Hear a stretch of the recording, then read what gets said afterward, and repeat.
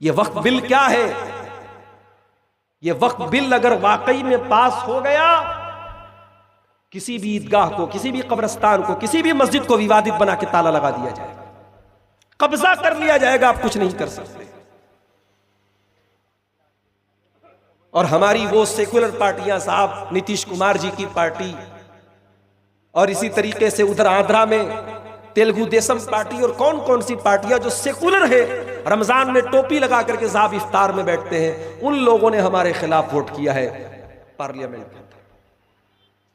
मुसलमानों बहुत होशियार रहना पड़ेगा, अपने दोस्त और दुश्मन के बीच में फर्क करना पड़ेगा। इलेक्शन आने पर जो लोग आपसे वोट की भीख मांगने आते हैं, हुकूमत पाने के बाद किस तरीके से गिरगिट की तरह वो रंग बदलते हैं, ये मंजर भी आज पार्लियामेंट में आप देख लीजिए। इन हालात में मुसलमानों ने ईद का त्यौहार मनाया और मुझे बहुत खुशी है, हमने बहुत शांति के साथ मनाया, कहीं कोई हंगामा नहीं हुआ। और याद रखो, मुसलमान के त्यौहार में हंगामा हो भी नहीं सकता। जो हंगामा करे वो मुसलमान का त्यौहार, जिस त्यौहार में हंगामा हो वो त्यौहार मुसलमानों का हो ही नहीं सकता। हमारा त्यौहार तो बड़ा सीधा साधा सरल त्यौहार है मेरे साथ। हमने 30 रमजान के रोजे कंप्लीट किए, इस बार 29 का चाँद हुआ, 29 कंप्लीट किए। चाँद नजर आया, हमने दुआ पढ़ी, अल्लाहुम्मा अहिल्लहु अलैना बिल अम्नि वल ईमानी वस्सलामती वल इस्लामी रब्बी व रब्बुकल्लाह। चांद देख कर भी करके भी हमने तौहीद का सबक दुनिया को दिया। हमने दुनिया को बताया हम चांद देख करके ईद मना रहे, मगर चांद की पूजा नहीं करते, हम चांद की इबादत नहीं करते, हम चांद को क्रिएटर नहीं मानते, हम चांद को क्रिएशन मानते हैं। हम चांद देख करके कह रहे हैं रब्बी व रब्बुकल्लाह, ऐ चांद तेरा रब्बी अल्लाह है, मेरा रब्बी अल्लाह है। ईद का दिन आया, अपनी अपनी हैसियत के मुताबिक किसी ने नए कपड़े पहने, किसी ने पुराने पहने, किसी को नया कपड़ा नसीब हुआ उसने नया पहना, किसी को पुराने ही में ईद मनानी पड़ी उसने पुराने में ईद मनाई। साफ सुथरे कपड़े पहनकर, जूते चप्पल पहनकर हम ईदगाह की तरफ जा रहे हैं। ईदगाह में जाने के टाइम भी हमारी जबान पर कौन सा नगमा है? हम अपनी तारीफ नहीं कर रहे, अपने कपड़े की तारीफ नहीं कर रहे, अपने जूते की तारीफ नहीं कर रहे, हम ईदगाह में जाने के टाइम भी अल्लाह की तारीफ करके जा रहे हैं। अल्लाहु अकबर, अल्लाहु अकबर, ला इलाहा इल्लल्लाह, वल्लाहु अकबर, अल्लाहु अकबर, वलिल्लाहिल हम्द। हम ईदगाह में पहुंच करके भी अल्लाह की तारीफ कर रहे हैं। अल्लाहु अकबर। 2 रकात नमाज पढ़ी हमने ईदगाह की के अंदर, ईद की नमाज, और सारी दुनिया को यह मैसेज दिया हम मुसलमान हैं, एक अल्लाह के आगे सर झुकाने वाले हैं।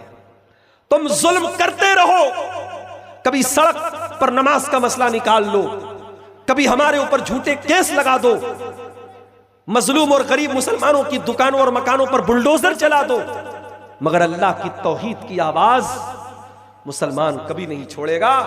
जब तक मुसलमान इस दुनिया में मौजूद है, एक अल्लाह की तौहीद की आवाज बाकी रहेगी, ला इलाहा इल्लल्लाह की आवाज बाकी रहेगी। हमने ईद की नमाज पढ़ के ये मैसेज दिया है दुनिया को मेरे साथ। और मेरे पास वो वीडियो भी आया फलस्तीन की सरजमीन का, पीछे मकान टूटे पड़े हैं, बमों के धमाके की वजह से सारा मोहल्ला टूटा पड़ा है, सारे मकान टूटे पड़े हैं। रंगा वालों, आप तो ईद की चांद रात को अपने बच्चों के लिए चप्पल खरीद रहे थे। मेरी माओ बहनों, तुम तो अपने लिए बालों में लगाने वाली हेयर बैंड और हेयर क्लिप और कान में पहनने वाली ईयर रिंग और नाक में पहनने वाली नथनी और हाथों में पहनने वाली चूड़ियां और कंगन खरीद रही थी। और उधर फलस्तीन की सरजमीन पर, गाजा की सरजमीन पर वो छोटे छोटे बच्चों के चीथड़े उठा रहे थे। वहां के बाबा बच्चों के चीथड़े उड़ रहे हैं, औरतों के चीथड़े उड़ रहे हैं, मगर वल्लाह उनके हौसले की दाद देनी पड़ेगी, उनकी हिम्मत की दाद देनी पड़ेगी, उनकी जवांबर्दी की दाद देनी पड़ेगी। मकान टूट गए हैं, बच्चे मर चुके हैं, घर टूट चुका है, दिल नहीं टूटा, हौसला नहीं टूटा। ईद की नमाज पढ़ रहे हैं, मकान टूटे पड़े हुए हैं, रहने को ठिकाना नहीं है, ईदगाह का इंतजाम भी नहीं है, वहीं जमीन पर अपना अपना मसल्ला बिछा करके ईद की नमाज पढ़ी जा रही है। उनका वीडियो देखकर मेरे प्यारे साथियों, कौन सा दर्दमंद मुसलमान है जिसकी आंख से आंसू ना जाए। इन गरीब फलस्तीनी भाइयों को भी कभी याद कर लिया करो मेरे साथी। इस ईद की खुशी में उनको भी याद कर लो मेरे साथी। आप अपने घर में बैठ करके सेवैयां खा रहे हैं, मिठाई खा रहे हैं, उन बेचारों को एक टाइम का खाना भी मुश्किल से नसीब होता है। दुनिया के मुख्तलिफ फलाही इदारे, रफाही इदारे जब वहां पैकेट से लेकर के पहुंचते हैं, हवाई जहाज से, हेलीकॉप्टर से, छोटे छोटे बच्चे दौड़ पड़ते हैं, कई दिनों के बाद उनको खाना मिलता है। ये जिंदगी भी वो गुजारते हैं मेरे प्यारे साथी।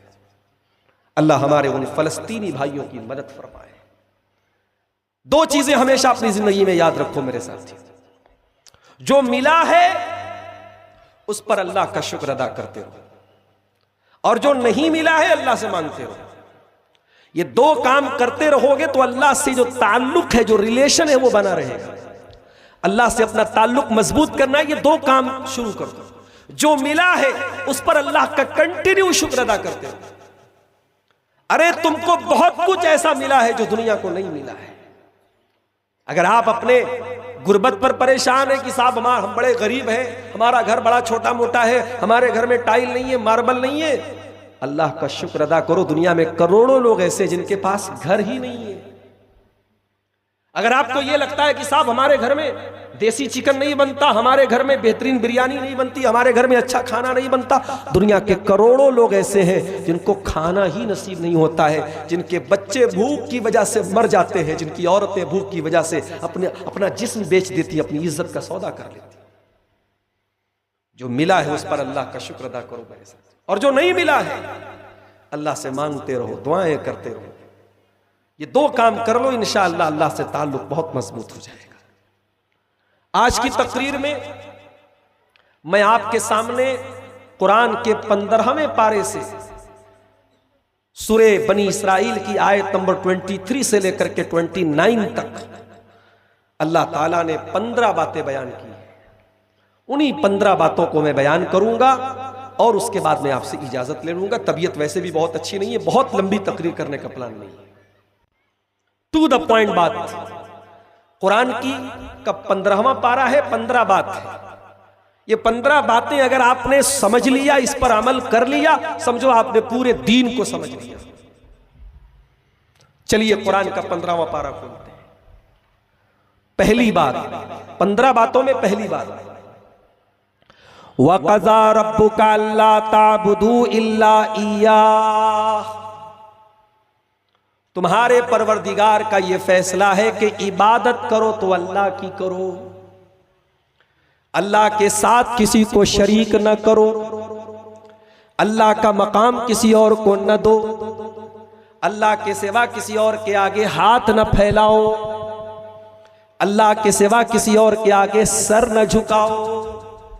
दुनिया का सबसे बड़ा पाप क्या है? यही शिर्क है। और आज अफसोस की बात यह है, हमें यह मालूम हो जाए कि भाई हमारा पड़ोसी शराब पीता है, अपनी सगी माँ के साथ, अपनी सगी बहन के साथ जिना करता है, हमारा खून खौल जाएगा, इतना बड़ा पाप करता है। और आपके आसपास में शिर्क की भरमार है। कहीं कब्र पे सजदा हो रहा है, कहीं सूअर की इबादत हो रही है, कहीं कुत्ते की इबादत हो रही है, कहीं शर्मगाह की इबादत हो रही है, कहीं पत्थर के आगे हाथ जोड़ा जा रहा है, और आपको कोई फर्क नहीं पड़ता। जबकि जिना से बड़ा पाप शिर्क करना है। अपनी सगी बहन, अपनी सगी मां के साथ जिना करना उतना बड़ा पाप नहीं है जितना बड़ा पाप अल्लाह के साथ शिर्क करना है। जिना करने वाले की अल्लाह क्या माफी हो सकती है? कत्ल करने वाले की माफी हो सकती है, चोरी करने वाले की माफी हो सकती है, लेकिन शिर्क करने वाला अगर बगैर तौबा किए दुनिया से चला गया, अल्लाह ताला क्या उसकी माफी होने वाली नहीं है। ये किसका ऐलान है? खुद अल्लाह का ऐलान है। इन्नल्लाह ला यगफिरु अन युशरक बिही व यगफिरु मा दून ज़ालिका लिमन यशा। अल्लाह ताला शिर्क को माफ नहीं करेगा, शिर्क से नीचे के जो गुनाह हैं वो माफ हो जाएंगे। इन्नहु मन युशरिक बिल्लाहि फक़द हर्रमल्लाहु अलैहिल जन्ना व मअवाहुन नार व मा लिज़्ज़ालिमीन मिन अंसार। जो अल्लाह के साथ शिर्क करेगा और उसी हालत में मर जाएगा, अल्लाह ने जन्नत उसके ऊपर हराम कर दी, वो हमेशा जहन्नम में रहेगा और उसका कोई मददगार नहीं होगा। इतना बड़ा पाप है शिर्क करना। मुसलमानों, आज कितने करोड़ मुसलमान हैं जो तौहीद का मतलब भी नहीं जानते, शिर्क का मतलब भी नहीं जानते। आप पाकुड़ में रहते, शायद आपको बहुत चीजें ना मालूम। बर्धमान आप चले जाइए, कलकत्ता चले जाइए, पटना चले जाइए, दिल्ली चले जाइए, मुंबई चले जाइए, अजमेर चले जाइए, बरेली चले जाइए, हमारे यूपी में लखनऊ चले जाइए, फैजाबाद चले जाइए, आपको जगह जगह ऐसी जगह मिलेंगी जहां मुसलमान मौजूद है, टोपी लगाए हुए हैं, औरतें मौजूद है, नकाब पहने हुए हैं, मगर वहां कोई अल्लाह का नाम लेने वाला नहीं है, कोई अल्लाह की इबादत करने वाला नहीं है। उन कब्रों के ऊपर, उन मज़ारों के ऊपर जाकर के सजदा कर रहे हैं। जिस अमल पर अल्लाह के नबी ने लानत की है अपने इंतकाल के टाइम, जिस अमल के बारे में नबी ने इंतकाल के टाइम कहा, लानल्लाहुल यहूद वन नसारा इत्तखज़ू कुबूर अंबियाइहिम मसाजिद, अल्लाह की लानत हो यहूद और नसारा के ऊपर, उन्होंने अपने नबियों की कब्रों को के ऊपर सजदा करना शुरू कर दिया। इसीलिए तो शायर कहता है, करे गैर गरबुत की पूजा तो काफिर, कवाकिब में माने करिश्मा तो काफिर, झुके आग पर बहरे सजदा तो काफिर, जो ठहराए बेटा खुदा का तो काफिर, मगर मोमिनों पर कुशादा है राहें, परस्तिश करे शौक से जिसकी चाहे, नबी को जो चाहे खुदा कर दिखाए, इमामों का रुतबा नबी से बढ़ाए, मज़ारों पे जा जा के नजरें चढ़ाए, शहीदों से जा जा के मांगे दुआएं, न तौहीद में कुछ फर्क इससे आवे, न इस्लाम बिगड़े न ईमान जावे। ये है मुसलमान का। उसके बाद मुसलमान कहता अल्लाह की मदद क्यों नहीं आ रही? अरे कमबख्त, तूने अल्लाह के साथ वफा ही कब की? तू गद्दार है, तू बेवफा है। तूने अल्लाह के साथ नमाज में वादा किया, इय्याका नअबुदु व इय्याका नस्तईन, ऐ अल्लाह मैं तेरी ही इबादत करता हूँ, मैं तुझी से मदद चाहता हूँ। नमाज पढ़ के निकला, तू नारा लगाता है या अली मुश्किल कुशा, तू नारा लगाता है या शेख अब्दुल कादिर जिलानी शैयन लिल्लाह, तू नारा लगाता है या खाजा गरीब नवाज, तू नारा लगाता है या गौसे आजम। तूने अल्लाह को अल्लाह कब समझा मेरे भाई? तूने तो अल्लाह को पावरलेस कर दिया, अल्लाह के पास कुछ नहीं बचा। अल्लाह ने सारा इख्तियार किसको दे दिया? वलियों को दे दिया। ये है सबसे बड़ा पाप, इसको अल्लाह ने सबसे पहले बयान किया। वक़ज़ा रब्बुका अल्ला ताबुदू इल्ला इय्याह, तुम्हारे रब का ये फैसला है, इबादत करो तो उसी की करो, उसकी इबादत में किसी को शरीक न करो। उसके बाद दूसरी चीज, व बिल वालिदैन इहसाना, और अपने वालिदैन के साथ, अपने माता पिता के साथ, अपनी माँ के साथ, अपने बाप के साथ हमेशा तू एहसान कर, भलाई कर, जबान से, हाथ से, माल से, पैसे से, हर तरीके से तू उनको खुश कर। अब देख रहे हैं आप, अल्लाह ने अपनी इबादत के फौरन बाद माँ बाप का जिक्र किया। इसका मतलब यह हुआ कि अल्लाह के बंदों में अगर सबसे पहले किसी का हक हमारे ऊपर है तो हमारे पेरेंट्स का है, हमारे माँ बाप का है, हमारे माता पिता का है। आप समाज के लिए बहुत अच्छे हैं, पूरा रंगा आपकी तारीफ कर रहा है कि साहब बहुत अच्छा इंसान है। आपकी माँ आपके बारे में क्या बोलती है? आपका बाप आपके बारे में क्या बोलता है? अब आप कहेंगे मौलाना साहब कभी कभी हम लोग गलत नहीं होते तब भी हमारे माँ बाप हमको बुरा भला बोलते हैं। तो भाई मैं ये नहीं कहता कि माँ बाप की हर बात सही होती है, माँ बाप भी गलत हो सकते हैं, मगर माँ बाप जैसा कोई नहीं हो सकता। माँ हो सकता है आपके साथ नाइंसाफी कर दे, बाप आपके साथ नाइंसाफी कर दे, मगर आप माँ के साथ कुछ भी कर ले, 9 महीना माँ ने पेट में जो रखा है ना, उस मुसीबत का कोई बदला आप नहीं चुका सकते। एक आदमी अपनी बूढ़ी मां को अपने कंधे पर सवार करके खाने काबा का तवाफ कर रहा था और कह रहा था कि इन्नी लहा कल बईरिल मुजल्लली, कि मैं अपनी मां के लिए ऊंट बन गया हूं, मेरी मां मेरे ऊपर सवार होकर के तवाफ कर रही है। उसने हजरत उमर से कहा, ऐ उमर, आज मैंने अपनी पीठ को अपनी मां की सवारी बना दिया। मेरी मां ने मेरी पीठ पर बैठ करके खाने काबा का तवाफ कर लिया, उम्रा कर लिया, हज कर लिया। ऐ अमीरुल मोमिनीन, ऐसा लगता है कि आज मैंने अपनी मां का हक अदा कर दिया। कहा, रे जालिम, तू मां का हक अदा करने की बात करता है। वला बेज़फ़रतिन वाहिदा, तेरी मां ने जब तुझको जन्म दिया था, जब अपने पेट से तुझको बाहर निकाला था, तुझको पैदा किया था, जब तेरी मां की जुबान से जो चीख की आवाज निकली थी, जो दर्द की आवाज निकली थी, अभी तो तूने उस आवाज का भी हक अदा नहीं किया है। बड़ी संकट, बड़ी मुसीबतें झेलती है हमारी माएं हमारे लिए। हम खाना खा लें, मां भूखी रह जाती है। पैदा होने के बाद तो कितने दिन ऐसा होता है, बच्चा रात रात भर जागता है, रोता है, मां बेचारी अपनी नींद कुर्बान करती है। आप कर सकते हैं क्या? आज आप जवान है, बूढ़ी मां है घर में, उसको रात में खांसी आने लगे, 5 मिनट खांसी आ जाए, 10 मिनट खांसी आ जाए, आपका पारा चढ़ने लगेगा। आप जाकर के बोल देंगे, मां तू कहीं और चली जा, क्यों? मेरी नींद खराब कर रही है। आप बोल देंगे ऐसा, मां कभी नहीं बोलती। बच्चा रात में 10 बार रोएगा, 10 बार मां बेचारी उठेगी, बच्चे के गीले बिस्तर को चेंज करेगी, बच्चे का पाखाना और पेशाब साफ करेगी, गीले बिस्तर पे खुद सो जाएगी, बच्चे को नहीं सोने देगी।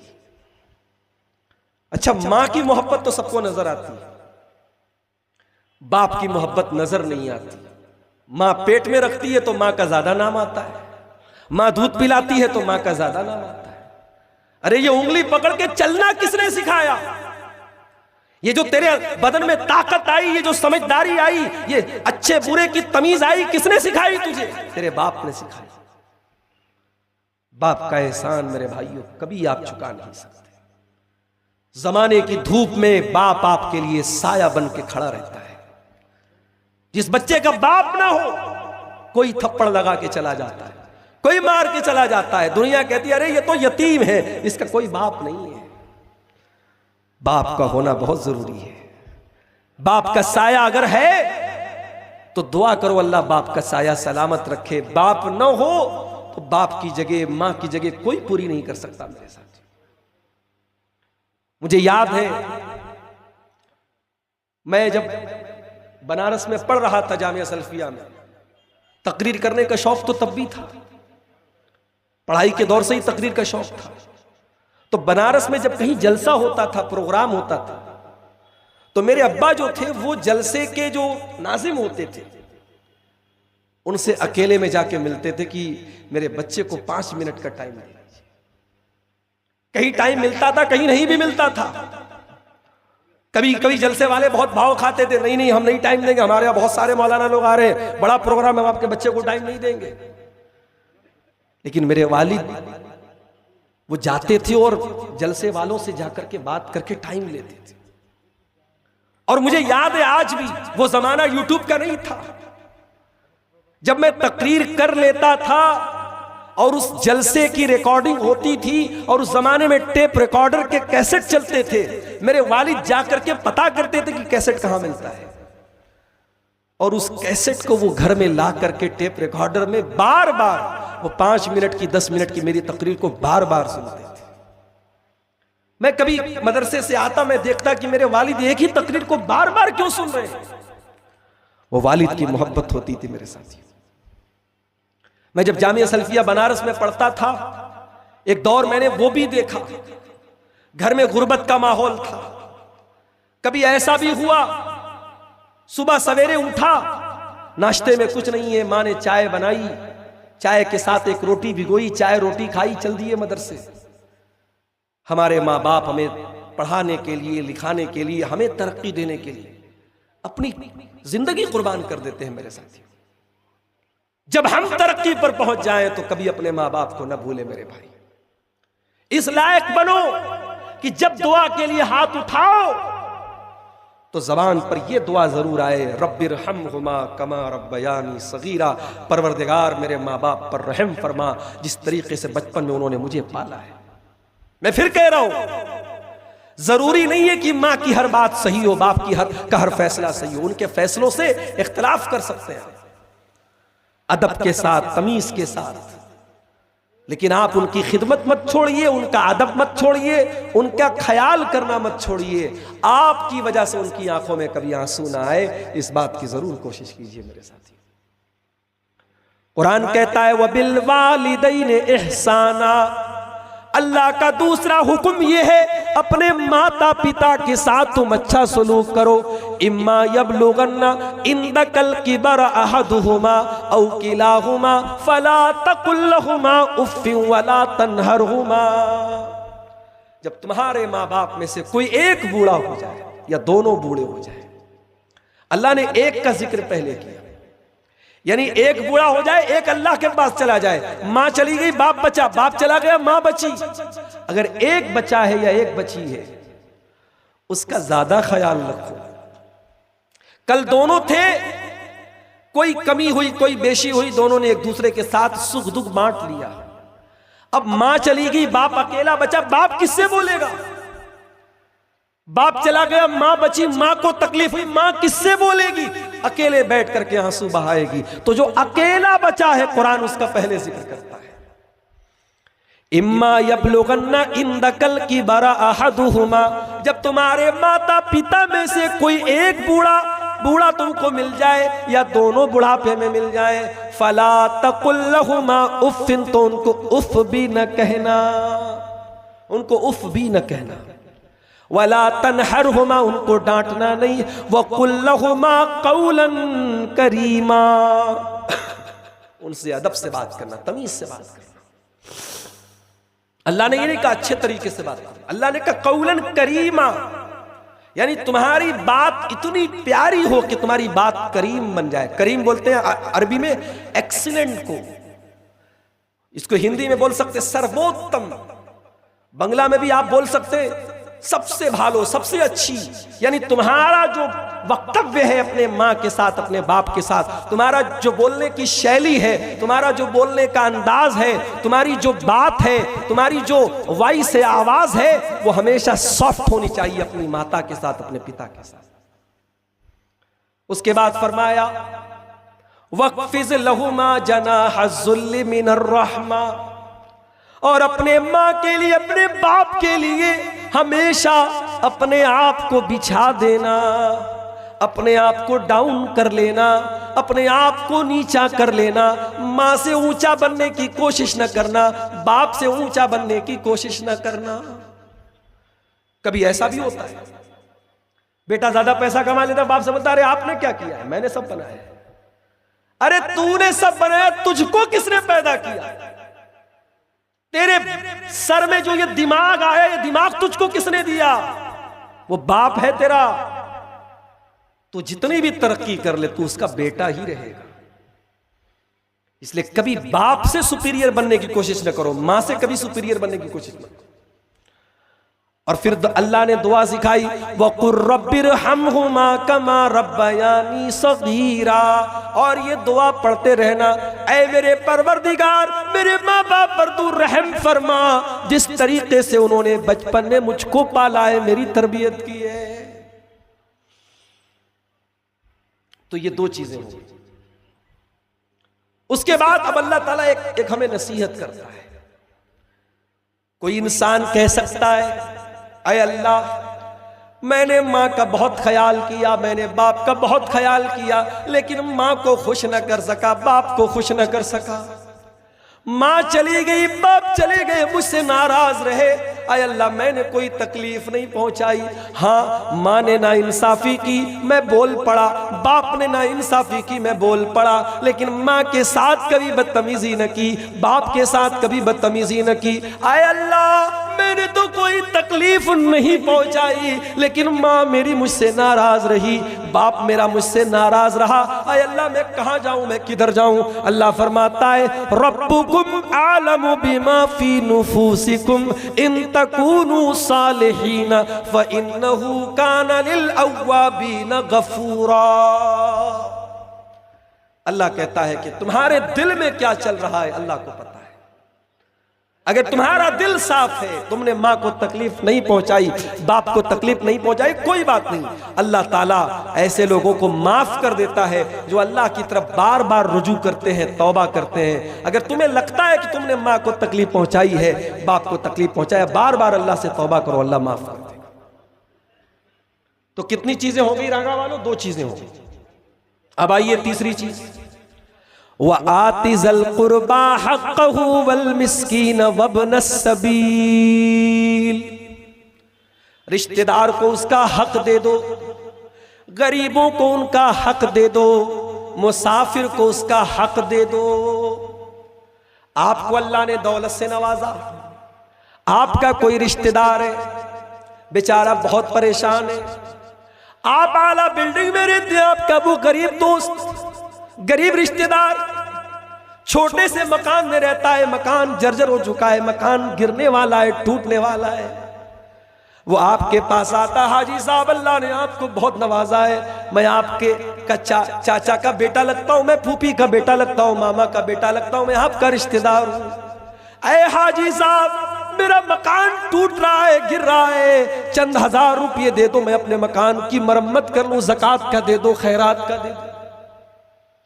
मगर आपका दिल इतना कठोर हो चुका है, आप कहते हैं नहीं नहीं मैं तो